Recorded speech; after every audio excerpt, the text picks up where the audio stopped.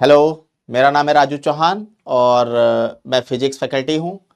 IIT और NEET classes लेता हूँ। मुझे तकरीबन 8 साल का एक्सपीरियंस है। मेरा जो क्वालिफ़िकेशन है वो बीटेक ग्रेजुएट है गुरु गोविंद सिंह इंद्रप्रस्थ यूनिवर्सिटी से।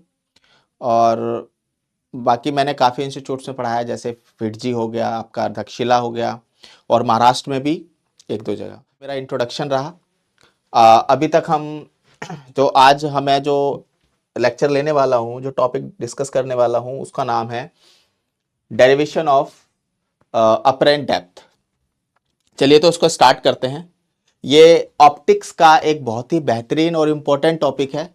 इससे जेई हो चाहे नीट हो, इंजीनियरिंग हो चाहे मेडिकल हो, दोनों में ही क्वेश्चन बनता है। और बहुत ही सिंपल क्वेश्चन आता है। बस एक छोटा सा फॉर्मूला है, छोटा सा एक्चुअली लॉजिक है, वो फॉर्मूला भी नहीं कहेंगे, वो लॉजिक अगर आप लगाएंगे तो उस लॉजिक से आपका आंसर आ जाएगा। तो चलिए डिस्कस करते हैं।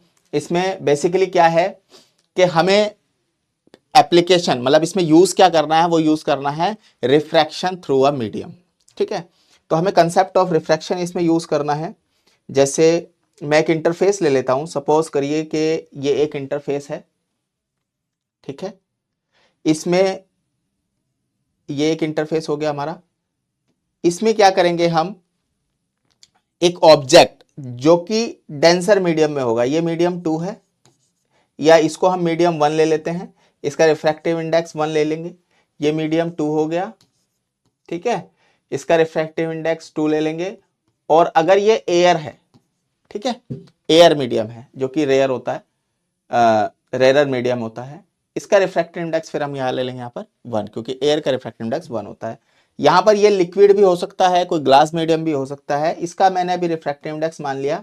कोई भी डेंसर मीडियम, लिक्विड लिक्विड हो गया जैसे वाटर, या ग्लास हो गया, इस तरह से। ठीक है, सॉलिड मटेरियल अगर है तो transparent.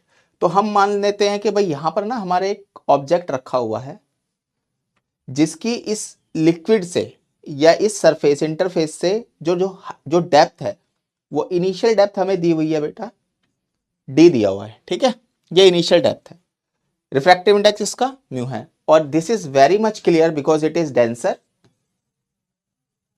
And this is rarer. ठीक है, तो μ1 शुड बी ग्रेटर देन μ2। ठीक है, तो ये चीज, ये कंडीशन यहां पर अप्लाई होगी। दूसरा, यहां पर एक ऑब्जेक्ट है, ठीक है, इसको मैंने ऑब्जेक्ट ले लिया। मुझे इस ऑब्जेक्ट को देखना है, अगर मैं रेयर मीडियम से देखता हूं तो मेरी क्या सिचुएशन बनेगी भाई। सबसे पहले तो क्या होगा, एक लाइन जो कि बिल्कुल रे मान लिया यहां से आई, तो बिल्कुल स्ट्रेट लाइन से जो कि नॉर्मल इंसिडेंट करेगी सरफेस पर, तो बिना डेविएट हुए, बिना पाथ चेंज किए सीधी निकल जाएगी। ठीक है, ये हो गया जी। अब हमारे को एक और रे आएगी, ठीक है, क्योंकि हमें इमेज बनानी है बेसिकली, और इमेज फॉर्मेशन के लिए एटलीस्ट हमें 2 रे की जरूरत पड़ेगी, एटलीस्ट मिनिमम 2 रे तो चाहिए। तो मान लीजिए एक और रेयर रे ली हमने, ठीक है, एक रे और ली हमने यहां से। ठीक, ये नॉर्मल हमने इंसिडेंट किया। ठीक है, और इस रे, ये रे जो है नॉर्मल के साथ इंसिडेंट एंगल बना रही है, मान लीजिए आई। तो क्या होगा, क्या ये रे डेंसर से रेयर में जा रहा है, तो ये एंगल जो है बढ़ जाएगा, द रे will bend away from normal. ठीक है, ये हमारा नॉर्मल है, इसको नाम दे दिया हमने mn। इस पॉइंट को हमने नाम दिया a, और इस पॉइंट को हमने नाम दिया नेमिंग की b से।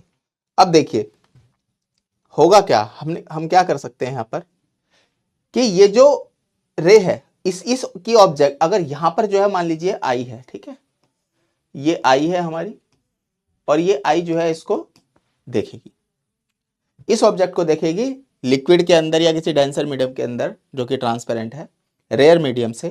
तो इसको एक्चुअल हाई डेप्थ ये नहीं दिखेगा, एक्चुअल डेप्थ से कुछ कम डेप्थ दिखेगा, थोड़ा ऊपर दिखता है। जैसे अक्सर होता क्या है, प्रैक्टिकली आप देखें तो बकेट में अगर आप पानी भर देते हैं तो उसका जो सरफेस है, लोअर सरफेस, बॉटम सरफेस, वो पानी भरने के बाद थोड़ा सा राइज हो जाता है। पानी खाली कर दो फिर दिखेगा एक्चुअल डेप्थ, है ना। फिर लगता है कि हाँ भाई डेप्थ तो ज्यादा थी, बट हमें कम दिखाई दे रही थी, हमें लगता है सरफेस थोड़ा ऊपर आ गया, बट एक्चुअल में होता नहीं है। दिस इज अपेरेंट डेप्थ, है ना, अपेरेंटली वो ऊपर हमें अपीयर होता है, बट एक्चुअल में नहीं होता। ठीक है, तो इसी तरह से हम क्या करेंगे, ये रे तो इधर जा रही है लेकिन हमें तो इसकी इमेज बनानी है, तो हमने इसको बैकवर्ड डायरेक्शन में फर्दर प्रोड्यूस कर दिया। जब बैकवर्ड डायरेक्शन में फर्दर प्रोड्यूस किया ऐसे फर्दर प्रोड्यूस किया, तो यहां पर क्या होगा, इस ऑब्जेक्ट की एक इमेज बनी, तो ये यहां पर दिखता है हमें, थोड़ा ऊपर हो गया। अब यहां से यहां तक जो डिस्टेंस होगा, यहां से यहां तक, this is called apparent depth, इसको हमने डी डैश नाम दे दिया। तो डी को हमने नाम दिया रियल डेप्थ, ठीक है, रियल डेप्थ, और डी डैश को हमने नाम दिया अपरेंट डेप्थ, ठीक है, ठीक है। अब इसमें होता क्या, अब इसको सब, इसका अगर मैं रिलेशन डायरेक्ट भी निकाल सकता हूं, बट हम यहां पर रिफ्रैक्शन यूज करेंगे। पहला पॉइंट रिफ्रैक्शन का, हमने यहां पे क्या यूज किया कि ये जो नॉर्मल के साथ कितना एंगल बनाएगा, angle of incidence, angle of reflection, refraction. तो एक नियम है, लॉ है, स्नेल्स लॉ। तो बाय स्नेल्स, ठीक है, बाय स्नेल्स लॉ, ठीक है, we can write μ1 sin i is equals to μ2 sin r। इस सिचुएशन में अगर मुझे रिफ्रैक्टिव इंडेक्स मालूम है तो हम वैल्यू पुट कर देंगे, नहीं मालूम है तो कैरी ऑन करेंगे। इसी तरह से आप लिख सकते हैं sine of I divide by sine of R is equals to μ2 upon μ1, ठीक है बच्चों, ये हमारे पास सिचुएशन आ गई। बट हमारे पास तो साइन का फॉर्मूला आया है, इस साइन के फॉर्मूले से अगर मैं इस ज्योमेट्री को देखूं, कंसीडर करूं दोबारा से, तो मेरे पास दो ट्राइंगल बनते हैं, मेरे पास दो ट्राइंगल बनते हैं। वो दो ट्राइंगल मैं बना लेता हूं यहां पर। एक ट्राइंगल मेरा हो गया किस नाम से, ये बड़ा वाला ट्राइंगल। एक ट्राइंगल हो गया मेरा ओ बी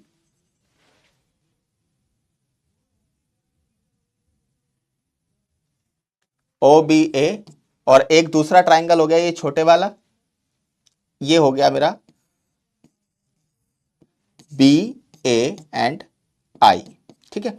बात आती है इसमें एंगल्स क्या क्या होंगे। देखो ये आई है तो ये वाला भी आई होगा, अल्टरनेट अपोजिट एंगल, बिकॉज ये दोनों नॉर्मल पैरेलल होंगे सेम सरफेस पे, और ये लेटरल लाइन है तो दोनों एंगल अपोजिट डायरेक्शन में इक्वल होंगे। दूसरा ये एंगल और ये वाला एंगल दोनों आर होंगे, because these are corresponding angle. तो आई वाला एंगल जो है आर बनेगा और ओ पर जो एंगल बनेगा दैट इज आई, ठीक है। अब यहां से कहानी स्टार्ट होती है, क्योंकि हम रिफ्रैक्शन जो पढ़ रहे हैं वो पैरेक्सियल रे के लिए पढ़ रहे हैं, ठीक है। पैरेक्सियल रे बोलने का मतलब ये हो गया, क्योंकि अगर मैं फोर, या फिर मैं अगले पेज से इसको लिखता हूं, फोर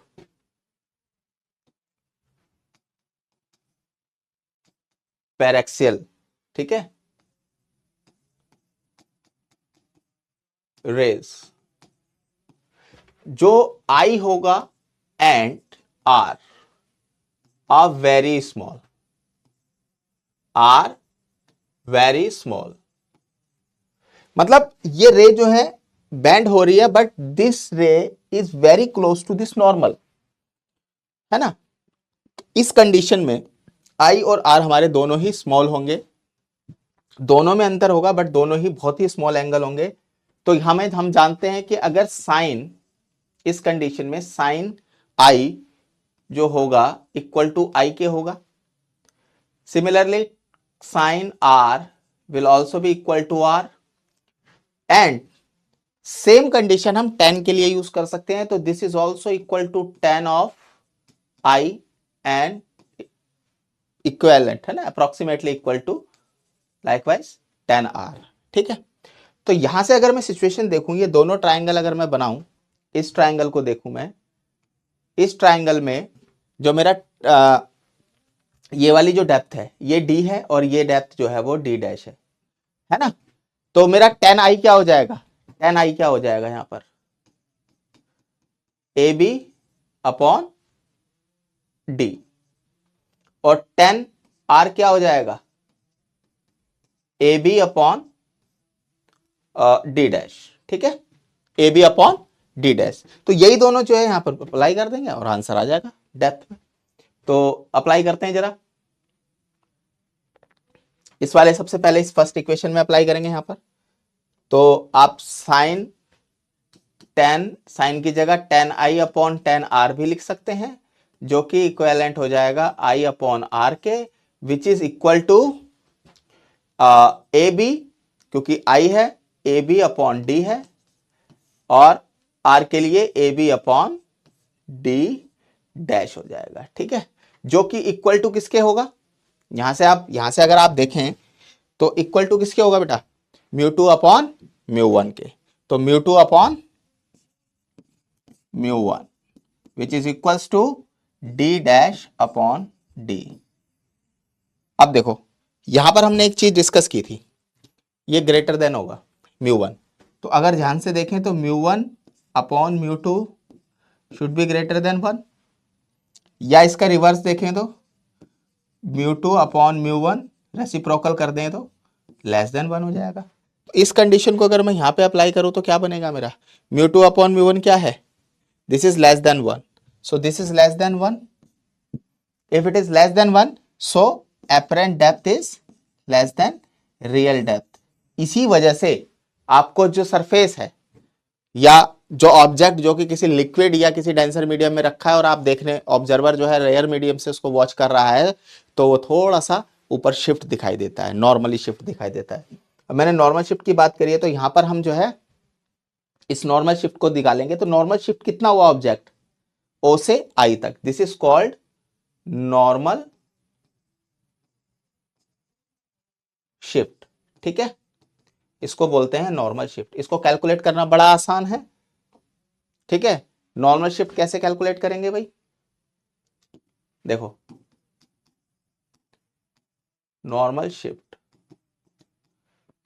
हमारा क्या हो जाएगा, डिस्टेंस, मतलब इसको आप ओ आई बोल सकते हैं नॉर्मल शिफ्ट यहां पर, जो कि क्या होगा real depth minus apparent depth. आप यहां से निकाल सकते हैं कि d माइनस डी डैश की वैल्यू क्या हो जाएगी, अगर आप यहां से देखें तो d डैश मेरा हो जाएगा which is equals to mu one, d dash हो जाएगा मेरा d into mu two upon mu one.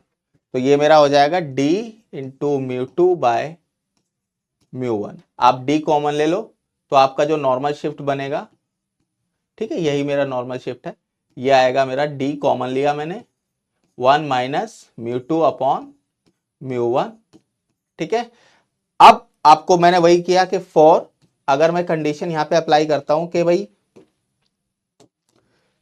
अगर मैं यहां पे म्यू टू को एयर ले लेता हूं, किसके लिए बात करता हूं, एयर के लिए, तो यहां पे वैल्यू वन हो जाएगी। और अगर मान लीजिए ये कोई भी मीडियम है, डेंसर मीडियम जो लिक्विड या ग्लास कुछ भी हो सकता है, तो उसके लिए मैंने मान लीजिए डिफाइन कर दिया mu, refractive index with respect to air अगर गिवन है, तो ये हमारी जो नॉर्मल शिफ्ट का फॉर्मूला आएगा, दिस विल बी डी मतलब real depth one minus one upon mu, that you can apply directly अगर आपको सिर्फ एक मीडियम दिया हुआ है तो।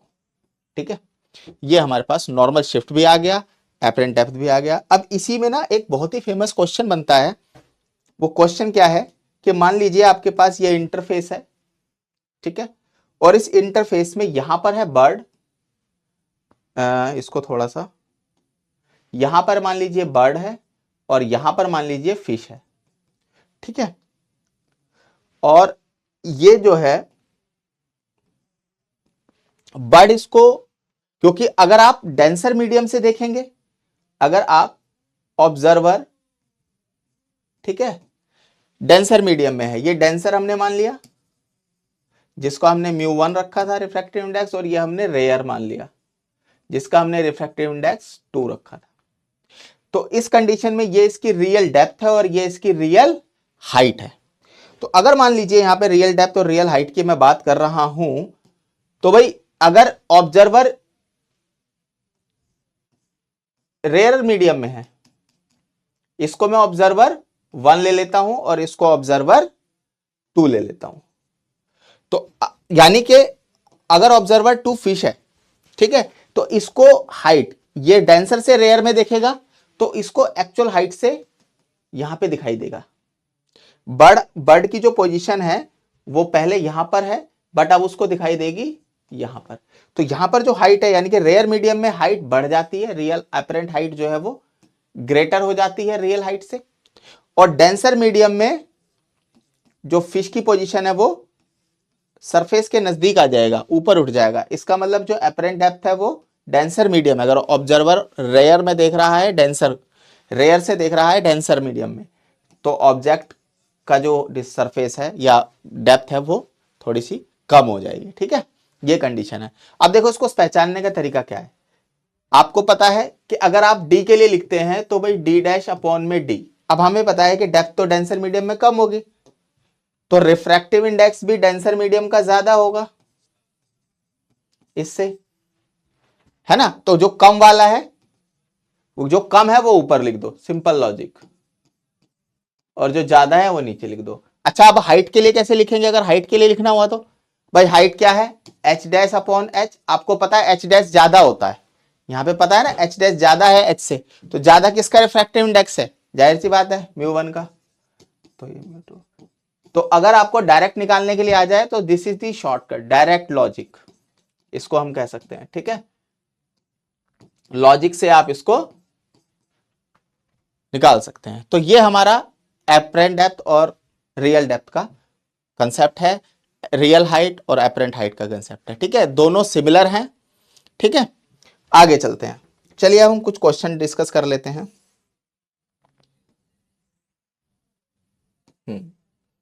ये क्वेश्चन देखे भाई, ये क्वेश्चन कहता है कि बैलून है, एक बैलून है भाई, ठीक है, जो कि ऊपर vertically moving vertically upward with a constant acceleration g/2। मतलब एक बलून है, ठीक है, जिसका एक कांस्टेंट एक्सेलरेशन g/2 ऊपर की तरफ है।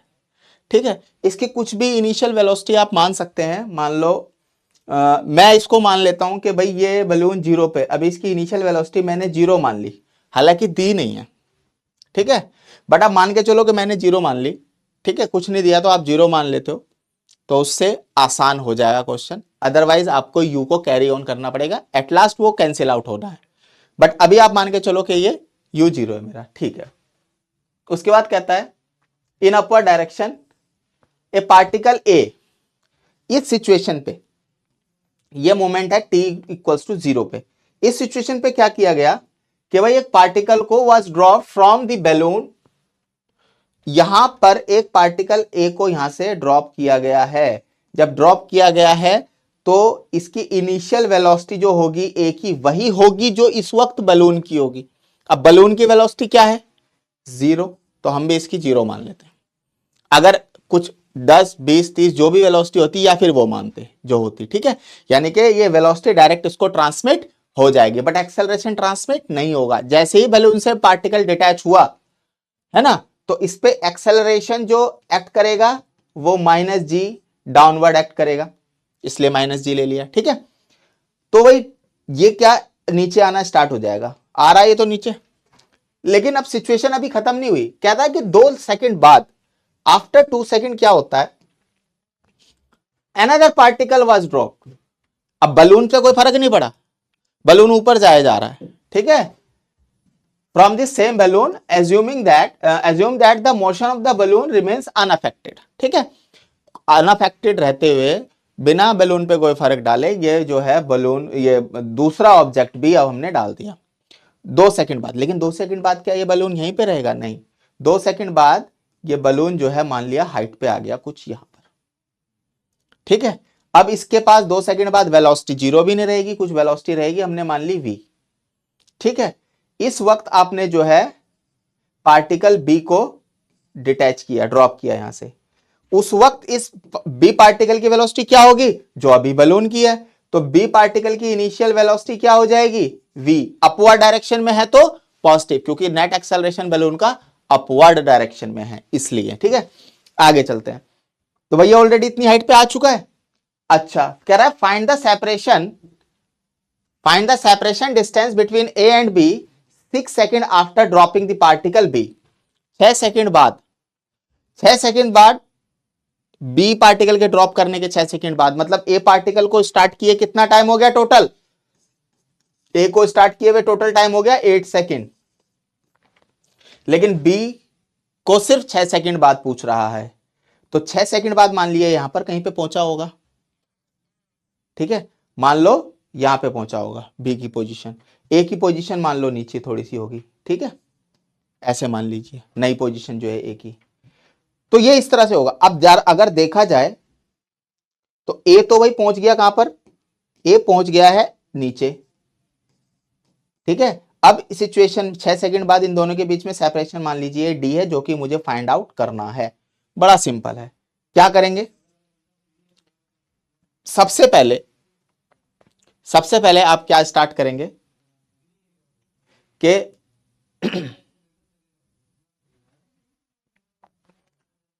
इस क्या कहते हैं ए का सबसे पहले टोटल डिस्प्लेसमेंट निकाल लीजिए।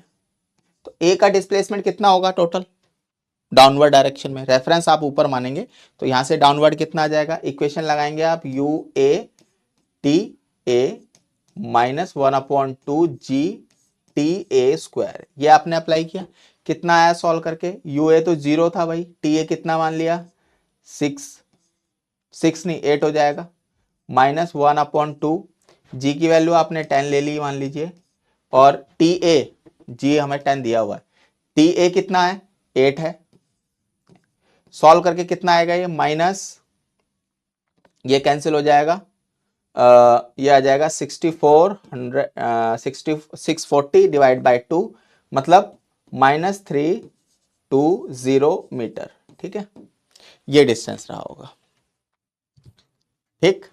अच्छा अब बारी आती है बी के लिए, चलो बी के लिए कैलकुलेट करते हैं। अगर ये सेम हाइट से फेंका गया होता, यहां से कहीं से भी फेंके, वर्टिकल डिस्टेंस तो ये सेम इक्वल टाइम में इक्वली ट्रेवल करेगा, है ना, तो इसका वर्टिकल सेम वेलोसिटी से क्योंकि फेंका जा रहा है, सेम वेलोसिटी से, चाहे यहां से फेंकें चाहे वहां से फेंकें, चाहे सेम लेवल से फेंकें चाहे ऊपर वाले लेवल से फेंकें, डिस्प्लेसमेंट जो होगा वर्टिकल डिस्प्लेसमेंट एस बी वो सेम रहेगा, तो वर्टिकल डिस्प्लेसमेंट कितना आ जाएगा भाई, U B into T B -1/2, इसका एक्सेलरेशन भी कितना हो जाएगा बी का, this is again minus G, so this is, है ना, जी ले लिया माइनस साइन, और टी बी का स्क्वायर कितना आएगा सॉल्व करके, ये यहां पर है v पॉजिटिव क्योंकि ऊपर डायरेक्शन में है, टी बी कितना हो जाएगा 6 -1/2 इंटू 10 इंटू 6 का स्क्वायर, ठीक है। अब जरा मैं इसको सॉल्व कर लेता हूं, तो एस बी कितना आ जाएगा मेरे पास, क्या मुझे v मालूम है, v मुझे नहीं मालूम, मैं v भी अभी कैलकुलेट करूंगा, ये तो इनिशियल तो इसका u था 0, तो v is equals to U plus A T, अब बैलून तो 2 सेकंड बाद फेंका, तो 2 सेकंड में इसकी वेलोसिटी कितनी हो गई g/2, यानी कि 10/2 इंटू 2, मतलब 10 मीटर पर सेकंड स्क्वायर, ठीक है, तो यानी कि फाइनल वेलोसिटी जो हो गई वो कितनी हो गई 10 मीटर पर सेकंड स्क्वायर, 10 मीटर पर सेकंड, ठीक है, तो ये हो गया 10 मीटर पर सेकंड, वी जो है हमारा 10 मीटर पर सेकंड हो गया, तो भाई कितना आ जाएगा ये सॉल्व करके 10 इंटू 6 -1/2 इंटू 10 इंटू 3 6, सॉल्व करके कितना आएगा ये 60 माइनस, और ये हो जाएगा 180, सॉल्व करके कितना आएगा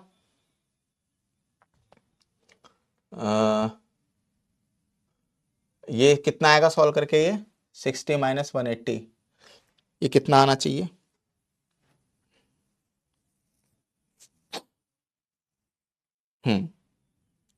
तो कितना आया -021 माइनस का, ठीक है, इसका मतलब माइनस साइन ये बता रहा है कि जहां से ये गिरा ना वो डाउनवर्ड डायरेक्शन में इसका डिस्प्लेसमेंट है, अगर पॉजिटिव आता तो मतलब जहां से इसको ड्रॉप किया उससे अपवर्ड डायरेक्शन में डिस्प्लेसमेंट होता, तो इस कंडीशन में तो पॉसिबल है नहीं, खैर डाउनवर्ड ही आएगा, ठीक है भाई।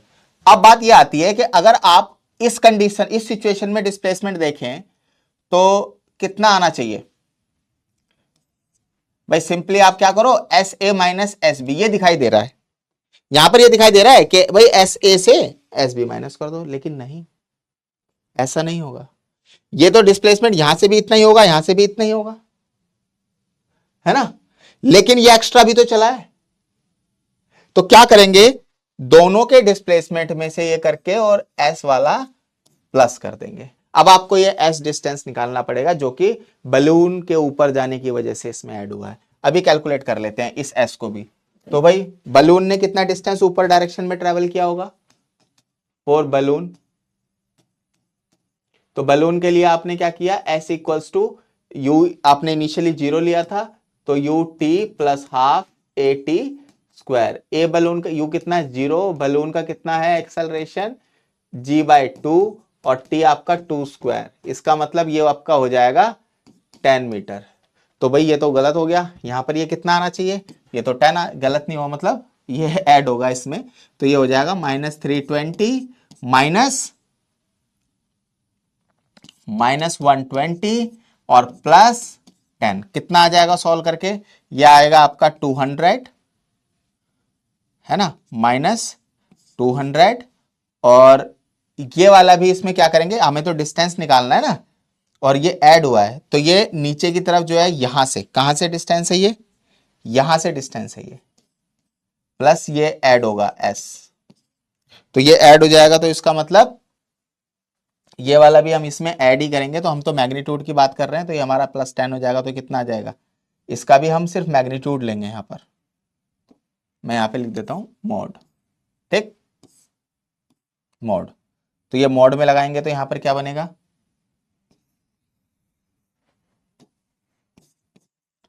ठीक है, मोड निकालेंगे पॉजिटिव आएगा, एंड 10, दिस इज 210 मीटर, तो 210 मीटर ये आंसर आएगा, ठीक है। चलिए अगला क्वेश्चन देखते हैं, ये मेरा आंसर है। अगला क्वेश्चन,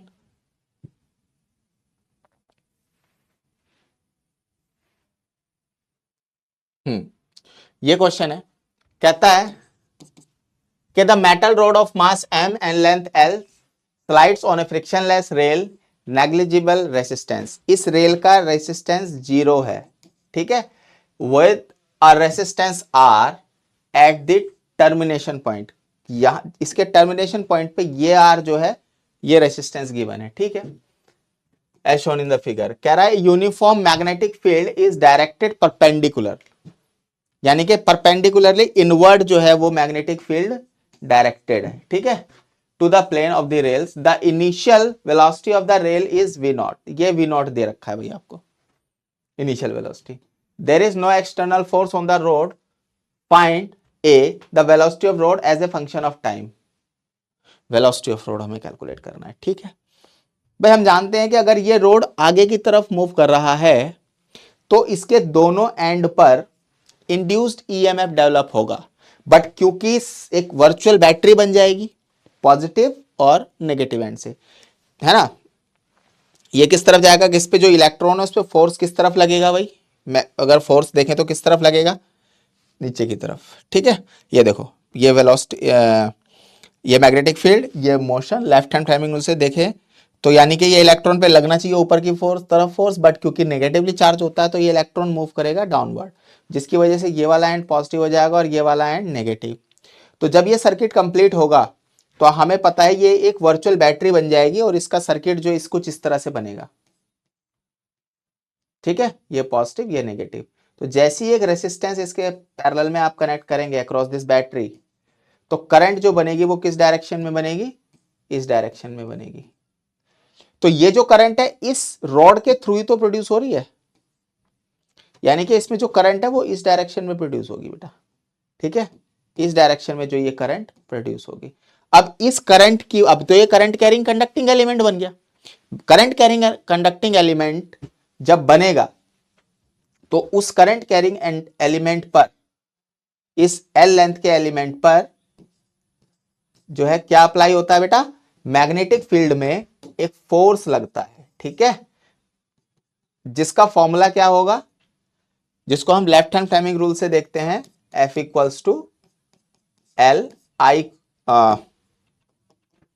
आई एल क्रॉस बी, ठीक है, तो अगर मैं लेफ्ट क्रॉस प्रोडक्ट है तो left hand Fleming rule apply करता हूं तो क्या बनता है, ये magnetic field inside current upward, तो फोर्स इधर, यानी कि ये जो मैग्नेटिक फोर्स है ये वही फोर्स दिखाया गया है जो तब एक्ट किया जब इसमें करंट प्रोड्यूस हुई, जब इसमें इंड्यूस्ड करंट प्रोड्यूस हुई। कौन सी करंट प्रोड्यूस हुई, इंड्यूस्ड करंट। ठीक है बेटा, ये कंडीशन क्लियर है तीनों।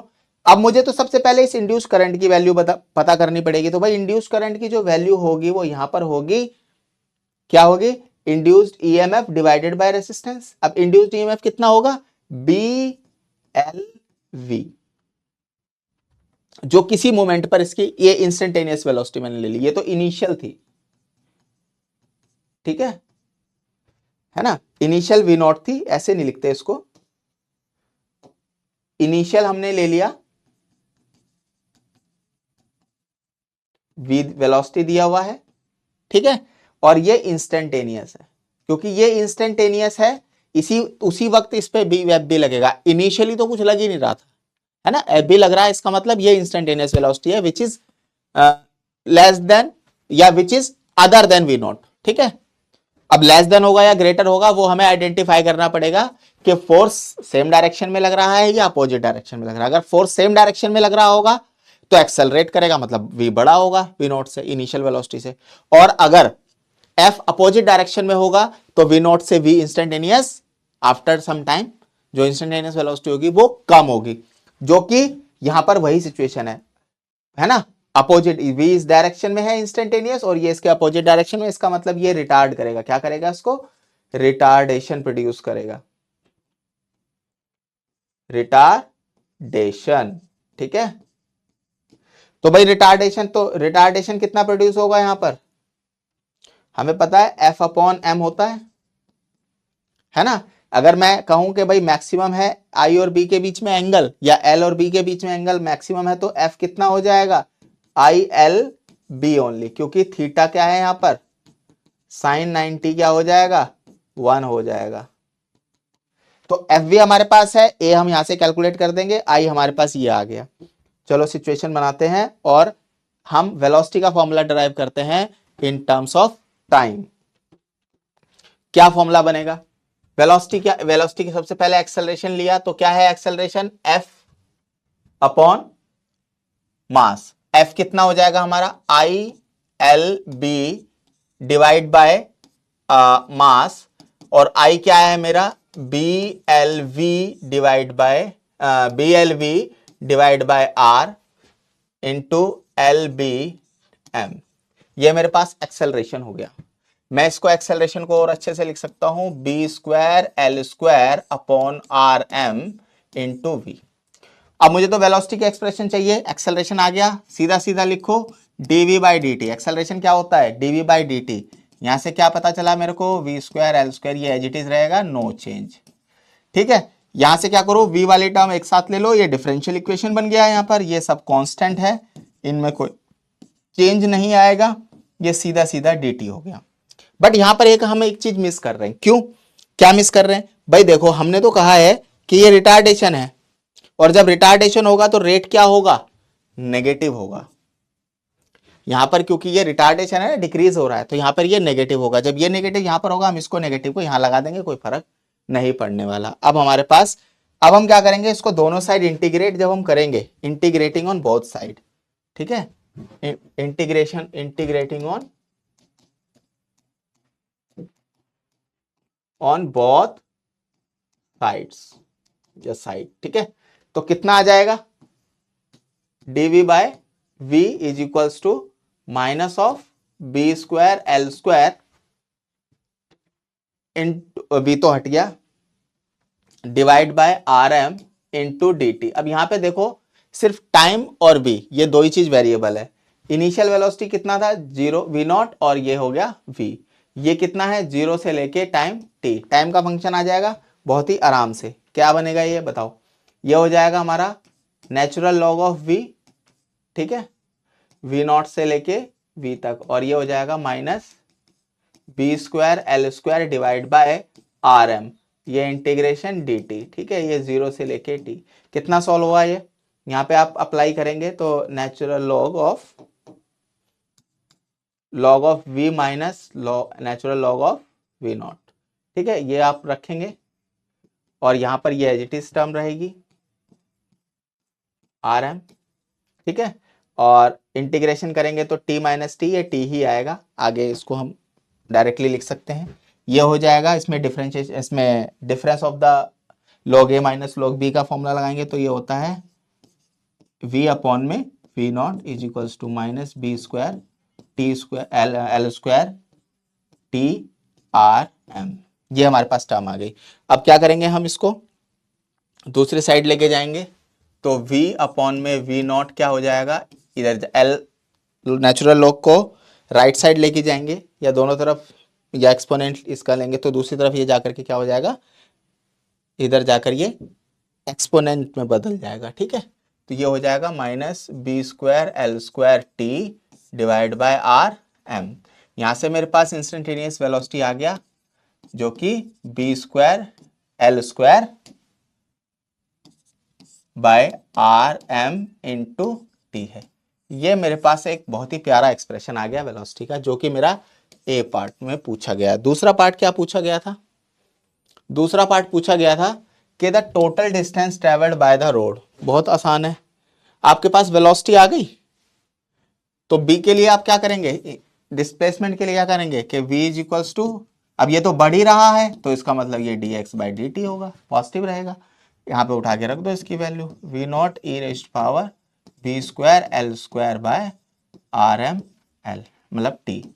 अब हम क्या करेंगे, सेम उसी तरह से फिर से डिफरेंशिएट करेंगे, वेरिएबल सेपरेट करेंगे और इंटीग्रेट कर देंगे। ठीक है, ये हमारे पास आ जाएगा minus B square L square by R M T into D T, और ये इंटीग्रेशन हो गया। तो जो कांस्टेंट होगा वो बाहर आ जाएगा, ये 0 to 2s हो जाएगा। कांस्टेंट जो बाहर आ जाएगा, कांस्टेंट कौन कौन सा है, वी नोट का कांस्टेंट बाहर लिख लिया मैंने पहले ही। ठीक है, अब इसमें ई रेज पावर का इंटीग्रेशन करते हैं तो एज इट इज रहता है, नो चेंज, ये माइनस साथ में रहेगा अपॉन में आर एम और ये टी, और कॉफिशिएंट जो होगा वो डिवाइड हो जाएगा तो minus B square L square divide by E raise power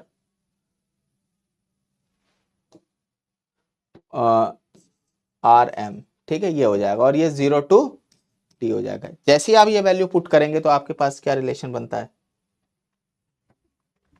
इधर तो s आ जाएगा, s माइनस 0 मतलब s, और दूसरी तरफ v नॉट आर एम ऊपर चला जाएगा तो minus v naught R M ऊपर चला जाएगा divide by B square L square. ठीक है, और दूसरा इधर क्या बनता है, ये एज इट इज बचेगा। आप लिमिट पुट करेंगे तो E raise power minus B square L square T upon में R M minus E raise power T की वैल्यू 0 पुट करेंगे तो ये हो जाएगा 1। अब यहां पर देखेंगे अगर हम तो जो टर्म कांस्टेंट है सारी बाहर आ जाएंगी। ठीक है, बी स्क्वायर एल स्क्वायर। ठीक है, एम हम जो है स्मॉल ले रहे थे तो स्मॉल ही यूज करेंगे, यहाँ कैपिटल नोटेशन गलत हो जाएगा, एम एम। ठीक है, और इधर ये क्या हो जाएगा, ये हो जाएगा 1। अब ये माइनस को मैं अंदर अगर मल्टीप्लाई कर देता हूं तो मेरे पास ये आ जाएगा 1 minus E raise power B square L square T by R. तो ये कुछ इस प्रकार एक टर्म आएगी। ठीक है, अगर मैं आपसे कहूं कि भाई इसमें v और s का ग्राफ बनाना है टाइम के साथ का, तो v का जो ग्राफ होगा वो एक्सपोनेंशियली डिक्रीजिंग ग्राफ होगा। ठीक है, और जो s का जो ग्राफ होगा वो ऐसे इंक्रीजिंग और फिर इनफाइनाइट पे जाकर के ये मैक्सिमम कांस्टेंट हो जाएगा। अब बात आती है मैक्सिमम अगर आपको निकालना है तो भाई जाहिर सी बात है कब मैक्सिमम होगा, नो जी टी इन्फिनिटी पे। ठीक है, तो t इक्वल्स टू अगर मैं इन्फिनिटी ले लेता हूं तो मेरा s जो है वो s मैक्सिमम हो जाएगा, मैक्सिमम वैल्यू। तो ये s मैक्सिमम वैल्यू कितनी होगी भाई, ये तो 0 हो गया, यानी कि ये हो जाएगी मेरी v naught R M divide by B square L square. ठीक है, तो ये मेरे पास एक एक्सप्रेशन आ गया। थर्ड वाले केस में क्या पूछा हुआ है, सॉरी एक और पॉइंट दिया हुआ है, इसका पूछा हुआ है द टोटल एनर्जी डिसिपेटेड। भाई टोटल एनर्जी के लिए क्या करेंगे, टोटल एनर्जी के लिए हम क्या करेंगे, टोटल एनर्जी के लिए हम जानते हैं, अगर मैं वर्क एनर्जी थ्योरम लगा लेता हूं बाय वर्क एनर्जी थ्योरम, तो work done bye all forces, कितने फोर्स लग रहे हैं, एक तो मैग्नेटिक फोर्स लग रहा है ना, मैग्नेटिक फोर्स लग रहा है, प्लस एक इलेक्ट्रिक फोर्स लग रहा है, ठीक है, ठीक है, और तो कोई फोर्स नहीं लग रहा, which is equals to change of kinetic energy. Finally जाकर के क्या होगा, फाइनली ये वाला जो ग्राफ है, ये वाले ग्राफ या ये सिचुएशन से पता चल रहा है कि एक टाइम बाद एस यानी कि डिस्टेंस बढ़ना बंद हो जाएगा, मतलब पार्टिकल वहां जाके रुक जाएगा इंफिनिटी पे। जब पार्टिकल स्टॉप हो जाएगा उस वक्त फाइनल एनर्जी क्या हो जाएगी, जीरो। जब जीरो हो जाएगा तो इसका मतलब हम इसको थोड़ा सा पैरेलली बना देते हैं, ऐसे ऐसे बनेगा ये, है ना, जीरो नहीं बट जीरो को अप्रोच करेगा, तो इसको हम ऑलमोस्ट जीरो मानेंगे, तो इसका मतलब ये हो जाएगा के फाइनल माइनस के इनिशियल, है ना। अब ये क्या है, work done by magnetic force, work done by magnetic force is always zero, क्यों, क्योंकि मैग्नेटिक फोर्स जो मैंने इस वाले फॉर्मूले में लिखा था, किस फॉर्मूले में, यहां पर जो ये फॉर्मूला लिखा था, ये वाला जो फॉर्मूला है या ये वाला जो फोर्स है, ये कोई वर्क नहीं करता, क्योंकि सॉरी ये वाला नहीं, हाँ ये वाला जो फॉर्मूला मैंने लिखा था यहाँ पे, जिसकी वजह से ये इलेक्ट्रॉन नीचे आ रहा था, हाँ यहां बताते वक्त, तो ये वाला जो फोर्स है जो कि Q V B sine theta, तो इसकी वजह से कोई वर्क नहीं होता, क्योंकि ये हमेशा जो है फोर्स जो है वो डिस्प्लेसमेंट के या वेलोसिटी ऑफ चार्ज के हमेशा परपेंडिकुलर होता है, इसलिए कोई वर्क नहीं होता। तो डिस्प्लेसमेंट अगर फोर्स के परपेंडिकुलर होगा तो कोई वर्क नहीं होगा, इसी वजह से हम लिख सकते हैं कि मैग्नेट ने तो कोई वर्क नहीं किया भाई, फिर वर्क किसने किया, इलेक्ट्रिक फोर्स।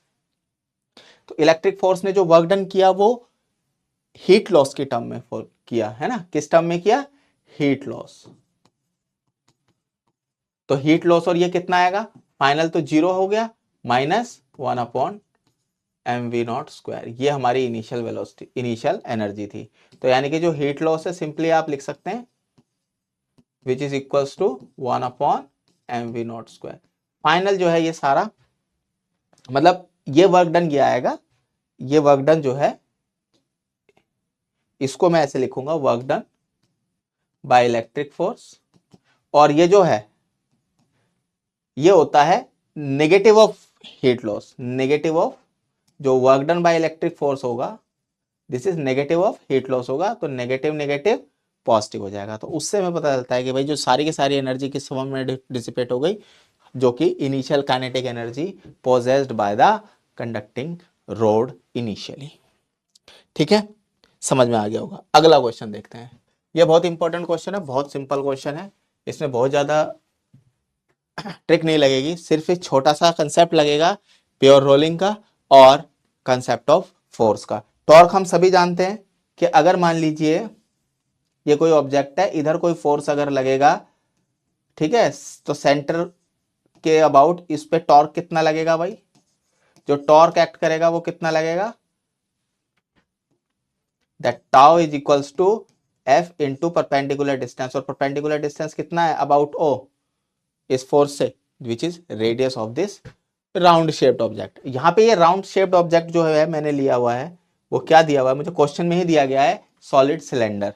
तो ये भाई सॉलिड सिलेंडर है जिसका मास m है और रेडियस r है, ठीक है, in rotation about its axis, mass जो है हमारे को स्मॉल m दिया हुआ है, स्मॉल m ही लेंगे, एन एंगुलर वेलोसिटी, भाई अपने एक्सिस के अबाउट ये इनिशियली किस कैसे रोटेट कर रहा है, ऐसे रोटेट कर रहा है एंगुलर वेलोसिटी के साथ, ठीक है, किस सरफेस पे, कि भाई एक सिंपली ग्राउंड पर ये इस तरह से रोटेट कर रहा है, ठीक है।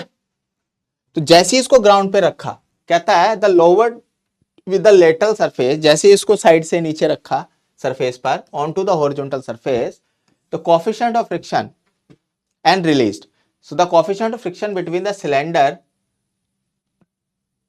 एंड द सरफेस, ये पूरा क्वेश्चन टाइप नहीं हुआ है, इज म्यू मान लीजिए। Coefficient of friction between the surface and cylinder is mu, ठीक है। Then find how long the cylinder will move with the sliding, slide करते करते कैसे, कितनी डिस्टेंस तक, ये कितने टाइम तक जाएगा।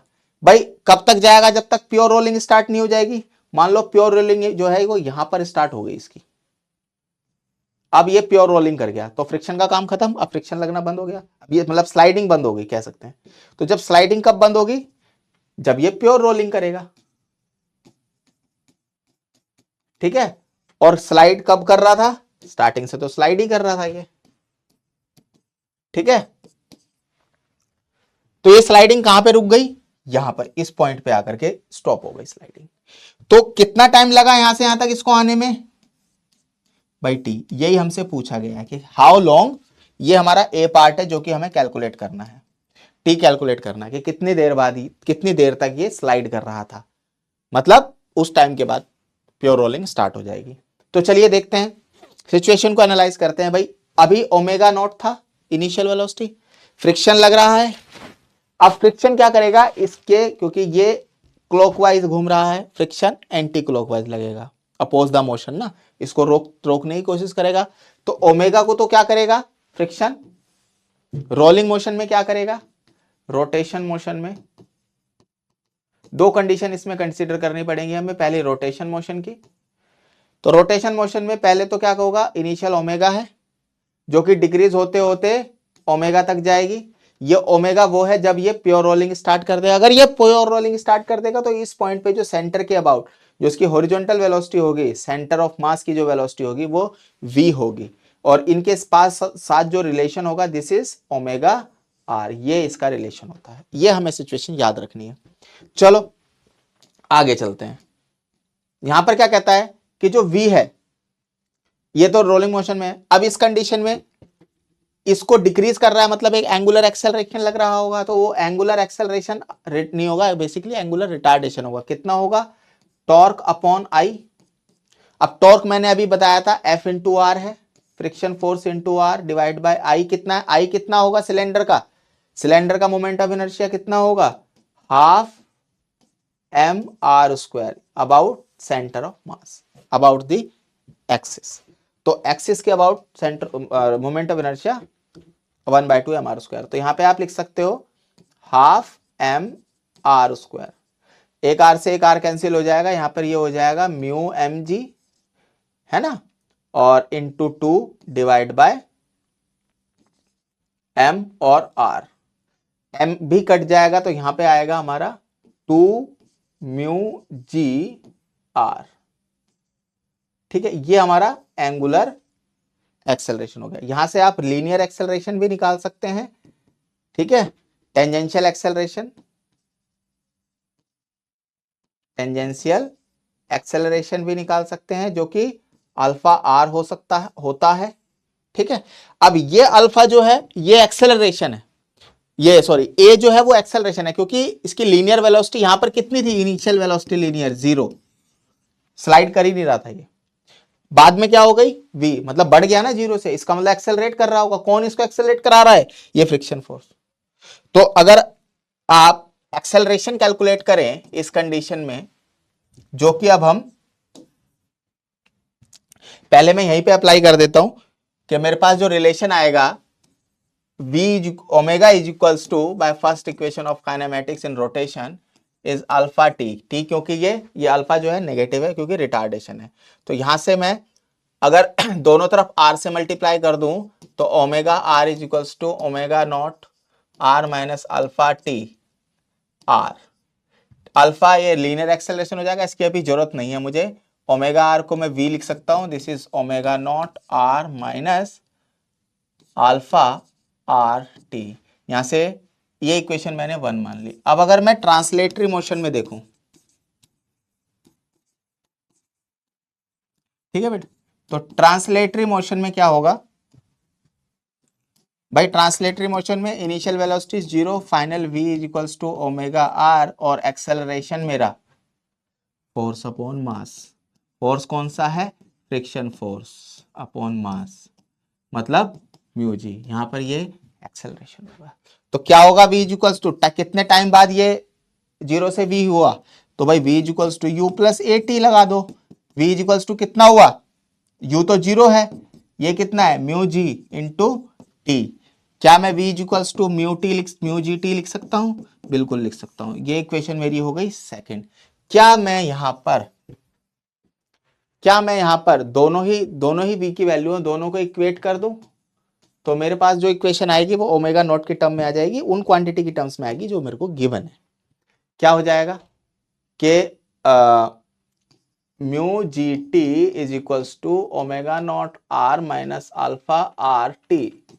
ठीक है, अल्फा आर को मैं ए भी लिख सकता हूं, यहां पर मेरा क्या आ जाएगा, इधर सॉल्व करेंगे इसको, तो mu G T plus alpha R को मैंने ए लिख दिया, T is equals to omega naught R, और ये हो जाएगा mu G T plus A को म्यू जी अगेन लिख दिया मैंने, T is equals to omega naught R. यहां पर मेरा हो जाएगा 2 mu G T is equals to omega naught R, and this is T is equals to omega naught R by 2 mu G. This is the time for which this cylinder will slide on the surface. After that it starts pure rolling. ठीक है, ये पहले point का answer था। फिर पूछा गया है total work perform by the friction. Work पूछा भाई, तो फ्रिक्शन की वजह से डिस्प्लेसमेंट कितना प्रोड्यूस हुआ इसके अंदर, मान लीजिए एस, तो ये एस भी कैलकुलेट करना पड़ेगा, चलो कर लेते हैं। ट्रांसलेटरी मोशन में ही हो जाएगा।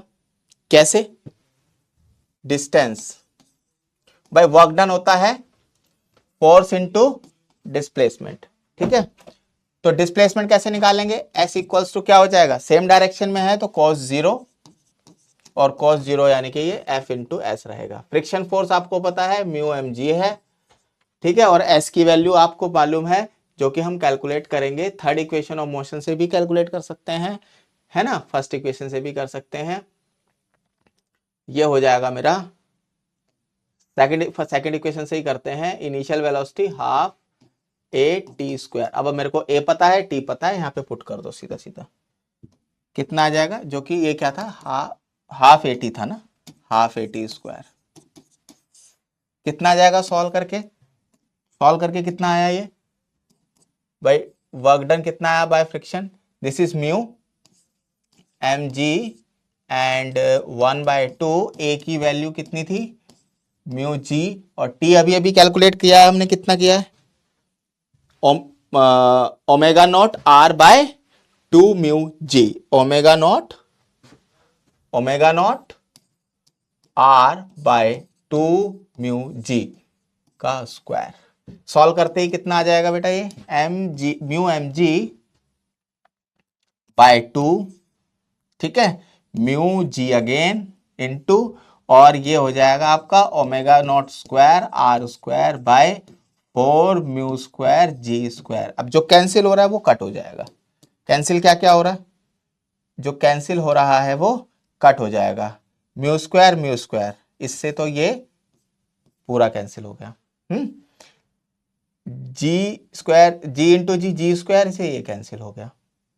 ठीक है, और तो कुछ बचा ही नहीं, यानी कि वर्क डन मेरा जो आएगा वो एम जी कैंसिल हो गया, omega naught square R square by 2 into 4 कितना होगा, 2 इंटू 4, ये हो जाएगा 8। तो this is the work done by the friction. तो ये हमारे पास दो आंसर हैं, दोनों क्वेश्चन सॉल्व, मतलब तीन क्वेश्चन थे और एक डेरिवेशन थी, ये सभी सॉल्व हो चुका है ना। तो आज के लिए बस इतना ही। Thank you so much, I hope you understand. Thank you.